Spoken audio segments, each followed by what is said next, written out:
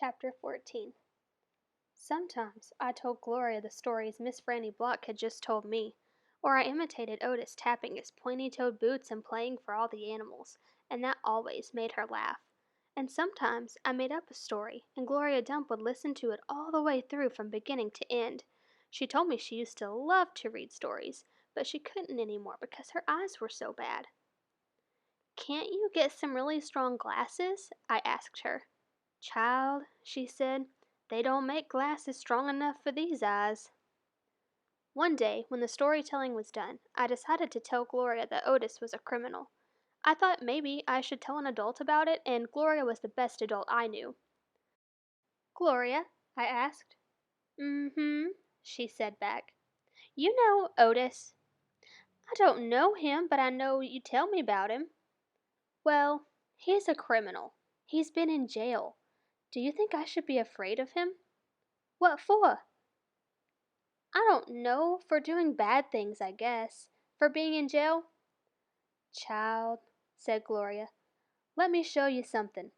She got up out of her chair real slow, and took hold of my arm. "Let's the two of us walk all the way to the back of this yard."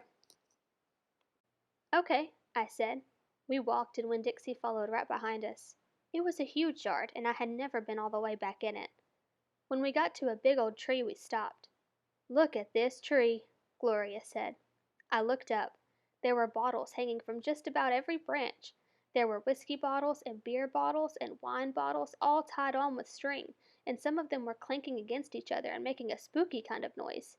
Me and Winn-Dixie stood and stared at the tree, and the hair on top of his head rose up a little bit, and he growled deep in his throat. Gloria Dump pointed her cane at the tree.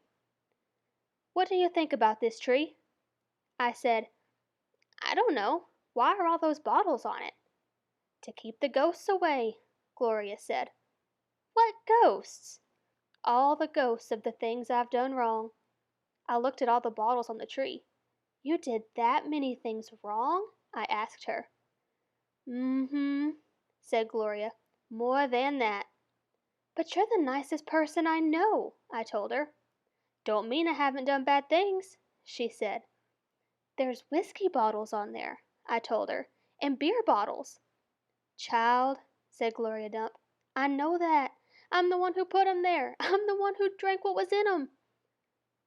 "My mama drank," I whispered. "I know it," Gloria Dump said. "The preacher says that sometimes she couldn't stop drinking." "Mm-hmm," said Gloria again. "That's the way it is for some folks. We get started and we can't get stopped." "Are you one of those people?" "Yes, ma'am, I am, but these days I don't drink nothing stronger than coffee." "Did the whiskey and beer and wine, did they make you do the bad things that are ghosts now?" "Some of them," said Gloria Dump. "Some of them I would have done anyway, with alcohol or without it. Before I learned." "Learned what?" "Learned what is the most important thing." "What's that?" I asked her. "It's different for everyone," she said. "You find out on your own. But in the meantime you got to remember you can't always judge people by the things they done. You gotta judge them by what they are doing now. You judge Otis by the pretty music he plays and how kind he is to them animals, because that's all you know about him right now, all right?" "Yes, ma'am," I said. "And them Dewberry boys, you try not to judge them too harsh either, all right?" "All right," I said. "All right then," said Gloria Dump, and she turned and started walking away. Winn-Dixie nudged me with his wet nose and wagged his tail. When he saw I wasn't going, he trotted after Gloria, and I stayed where I was and studied the tree.